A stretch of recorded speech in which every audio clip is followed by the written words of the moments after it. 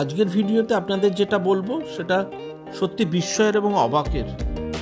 এমন দেশও আছে পৃথিবীতে যা আকারে খুবই ছোট, আবার বিপরীতে এমন দেশও আছে সেখানকার পার্কের আকার অনেকটাই বড়। এই দুটি বলার কারণ একটাই, এই ভিডিওতে আপনাদেরকে এই ব্যাপারেই কিছু তথ্য দেখাবো।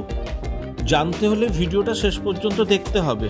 ভিডিও ভালো লাগলে অবশ্যই চ্যানেলটিকে সাবস্ক্রাইব করে সবসময় সাথে থাকবেন। সুস্থ থাকুন, ভালো থাকুন, আর সঙ্গে রাখুন ইউটিউব চ্যানেল খবরের হাট। এই শহরের পার্ক একটা দেশের থেকেও বড়। পার্কে অনেকে বেড়াতে যান, সবুজের মাঝে কিছুটা সময় কাটান, মন ভালো করেন। তেমনই একটা পার্ক রয়েছে এই বিখ্যাত শহরে, যা একটি দেশের চেয়েও অনেকটাই বড়। এমনই একটি পার্ক হলো নিউ ইয়র্কের ম্যানহাটনের সেন্ট্রাল পার্ক। 843 একর এলাকা জুড়ে থাকা এই পার্কে রয়েছে জলভাগ, রয়েছে সবুজ তার অফুরান ভাণ্ডার এবং রয়েছে অনেক পাখির কলতান। শহরের মাঝখানে এই সবুজের ছোঁয়া নিউ ইয়র্ক শহরের ফুসফুসে রূপান্তরিত হয়েছে।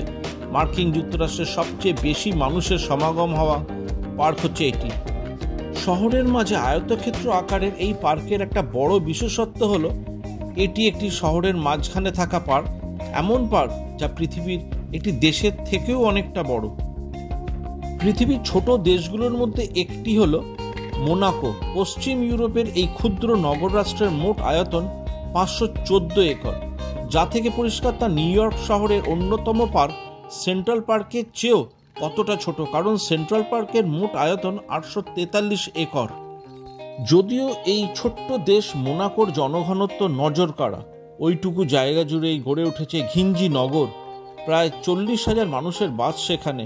তার চেয়ে কেবল শহরের জীবনের মাঝে একটু সবুজের খোঁজে আসা সেন্ট্রাল পার্ক অনেক বড়। পৃথিবীর দ্বিতীয় ক্ষুদ্রতম রাষ্ট্র হলো মোনাকো।